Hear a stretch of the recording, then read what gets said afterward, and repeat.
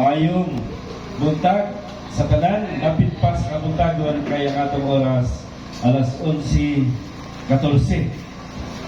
So kini nga celebration karon usani kadako kayong memorable sa kinabuhi ni Pastor Ibo.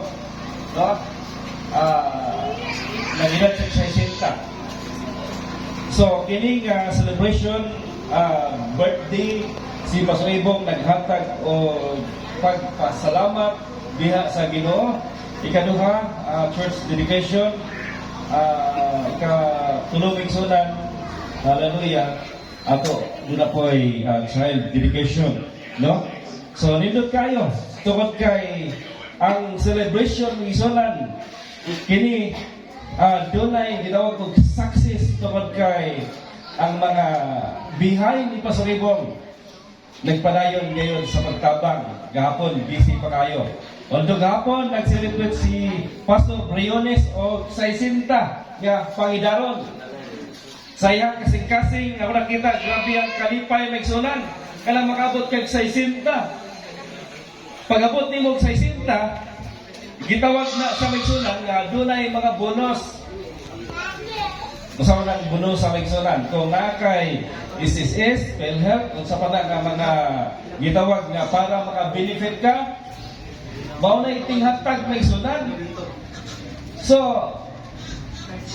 ang kinabuhi sa tao magsunan, kini siya talagsaon, nagasukad sa imong pagpalingkamot, hangtod nga mabot kag 60. Usay goal, no? O na nga, kung nakita magsunan, si Pastor Ibong, batanon pa. 60 na ang iyang edad, bawang yun ni. Pizza size na tao, 60. Kanya sila si Pastor Briones, gatalikod doon na. No? Ang kitawag nagtalikod. Magbalihon mo ng 6, no? Kay 9 months siya sa January 9 is Pastor Ibong, January 6. O na nga silang duha, papart kaayon ni sa mga bunuhaton. O na nga kabigtian ng sunan, gihatag niya sa iyang anak. Anak man niya si Pastor Briones kay siya man ang pasimuno nga nagsugod sa gamay kay simbahan, nagsugod sa dagyaw ng sunan, hantod gahapon ng sunan ang mga anak nagpabilin, hantod karon naa gihapon ang mga anak sa gitawag spiritual ni Pastor Ibong. Ganahan nga musudlong gayon. So ang atong tema ng sunan, no, mao ni siya gisulat naman gyud. Gihaguan yun sa mga iyang mga anak po sa spiritual. Sa Salmo 107 verse 1, nagayon, give thanks to the Lord, for He is good, His love endures forever. Kasama na siya. Ang iyang dugma, magalungtad, magapabilin, sa walay katapusan. Amen. So, ang dogma sa Diyos, nagpabilin kay Pastor Ibong. Taliwala sa naghan kayo mga pagsulay sa iyang nagyan. Pero karon happy siya pagabot niya. Og sa isinta, may sunan, nakapahiyom lang gihapon. Asa ka makakita og pastor, taliwala sa kabisi. Gikan gahapon, hantod karon, may sunan, hantod karon. Pahiyom lang gihapon. Nihonghong siya nako, pastor sa kabisi. Ang ayos na kayo, wala na ko, nahuna-huna o walay nakahuna.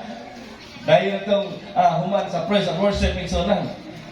I know nga, kabalo ko nga ang tanan, we are just happy sa dako kayong celebration. Ang gipasabot ng sunan sa mga bersikulo kay mao gani kaditong magbuhat kay tema. Pananaw ni Pastor Ibong, idikta niya sa iyang mga bata-bata, mao ni ang bersikulo. Sa ato pa walay laing hisgutan ang paghatag og dakong pasalamat diha sa Ginoo. Ang pagpasalamat diha sa Ginoo migsunan usa ni kabutang nga nakaabot sa iyang kingdom. Why? Hallelujah! Si Abel o si Cain, sa diyang nagsudong sila sa ilahang mga hayop pigsunan. Grabe, no? Kadaghan, gipadato sa Ginoo ang naa sa unahuna ni Abel. Magpili kung pinakanindot kaayo sa tanan niyang mga hayop para iyang ihalag sa Ginoo. Kuha na si Abel migsunan. Hallelujah. And then, nakamatikod man si Cain, kuha pod siya.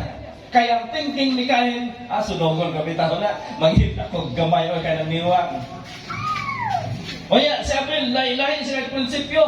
Ang paghatag nila dakong pasalamat, ingon si Abel, kining pinaka the best for the Lord. Pinaka maayo. Hallelujah. Mao na, during Thanksgiving, pinaka the best, imong himuon for the Lord. Hallelujah. It's not easy na lang, na ilitson, na pagkaon, na akong celebration, na ay gi-invite, uban magsunan. Both Sabton, happy si Pastor Ibong magsunan. Ngayon siya ka, it is the big celebration. Si Cain, ngayon man si Cain, ginitang kamay, niwang. Hallelujah.